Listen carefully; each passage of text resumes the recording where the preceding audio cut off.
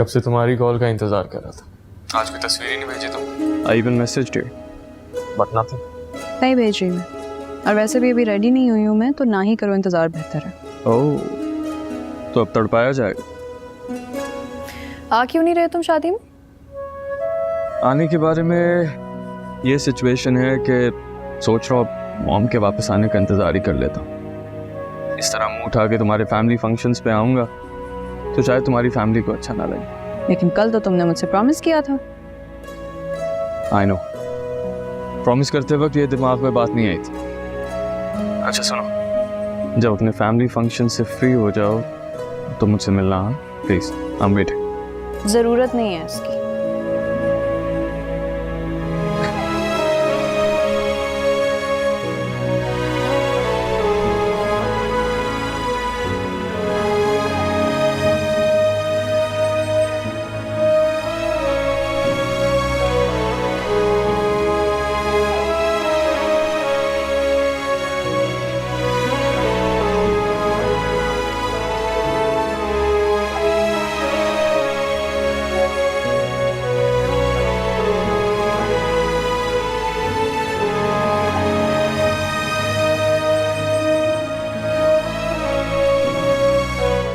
Please बाबा का blood pressure check कर लीजिएगा। जी, जमान के रिश्तेदारों के यहाँ दावत ना होती तो मैं खुद आ जाती उनसे बात करने। वो ऐसे ही है, उससे में सिर्फ मेरी बात सुनते हैं। आपने तो परेशान ही कर दिया मुझे। खुदा हाफिज। क्या हुआ? कुछ नहीं, आंटी और अनुष्का तैयार होने जा रहे हैं, मैं भी तैयार होकर आती हूँ। वेरा, पहले मुझे बताओ क्या हुआ? पापा की तबीयत नहीं ठीक, टेंशन लेकर बैठे हुए। किस बात की? अच्छा समझ गया, तुम्हें मिस कर रहे? नहीं जमान, फारिस के मामले पे।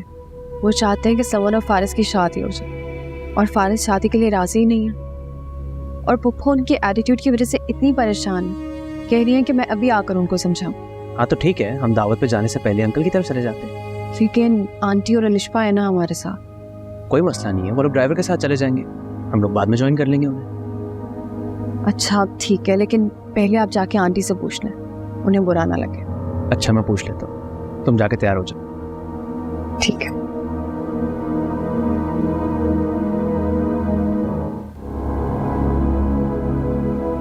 अनिशबा, मामा कहाँ है? आ रही है। नवीरा तैयार हो गई? हाँ वो तो रेडी होगी, लेकिन हमें छोटा सा लीड लेना पड़ेगा। चलो भाई, आई एम रेडी, चले? अब मामा आप और अनिशबा चलिए, मैं और नवेरा पीछे पीछे आते हैं। क्यों? वो हमें जरा जुबैरा तक की तरफ जाना है।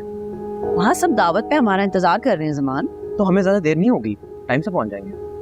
लेकिन ऐसी क्या इमरजेंसी हो गई कि अभी के अभी जाना है? मामा, हाय मामा सही कह रही हैं, बाद में चले जाइएगा। अनिशबा बाद में देर हो जाएगी, जुबैर अंकल की तबीयत ठीक नहीं है। ठीक है मामा?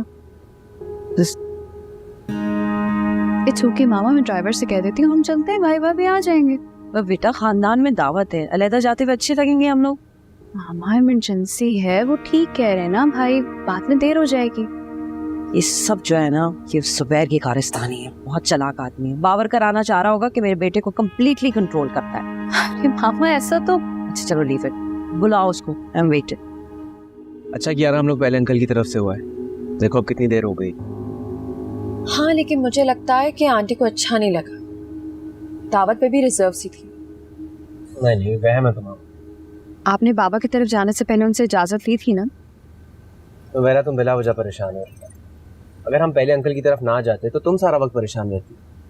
बाबा बहुत टेंस है जमान, बचपन से समन को इतनी इम्पोर्टेंस दी है उन्होंने, और यही बात फारिस को हमेशा नापसंद रहे।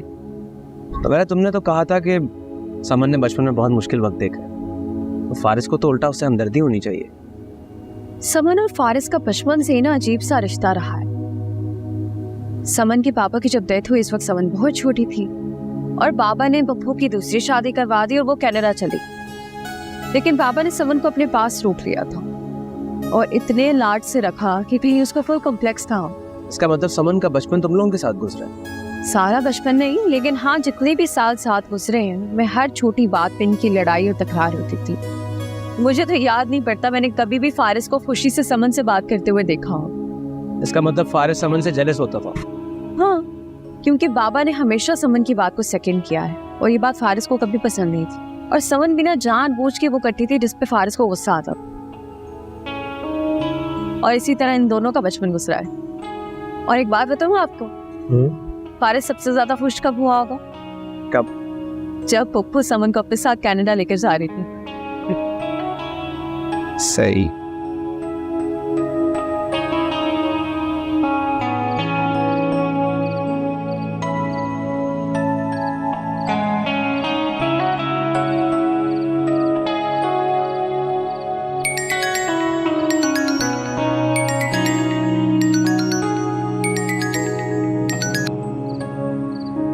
हेलो।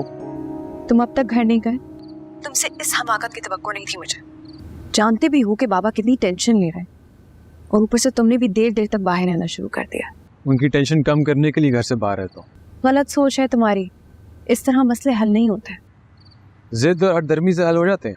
ये किस तरह की बातें कर रहे हो तुम? देखो, अगर तुमने मुझे समन के लिए कायल करने के लिए कॉल किया ना, तो खुदा हाफिज।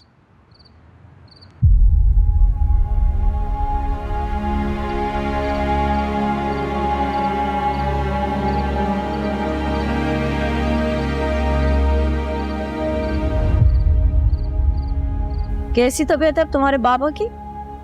ठीक है वो। ठीक थे तो इतनी इमरजेंसी में जाने की जरूरत क्या थी? आंटी, मुझे लगा सामान आपसे इजाजत लेके क्या होगा। उसने तो नहीं पूछा, तुम पूछ लेती तो मुझे अच्छा लगता। आई एम सॉरी, मैं आई थी लेकिन आप और अनुष्का जा चुके थे। तो बेटा हमें तो जाना था ना, हुक्म मिला था हमें कि इस वक्त उसको अपनी ससुर की आदत के लिए जाना जरूरी है, तो फिर हम चले गए। कैसी बातें करिए मामा, मैं भला आपको हुक्म कैसे दे सकता हूँ? इजाजत भी तो नहीं ली थी ना।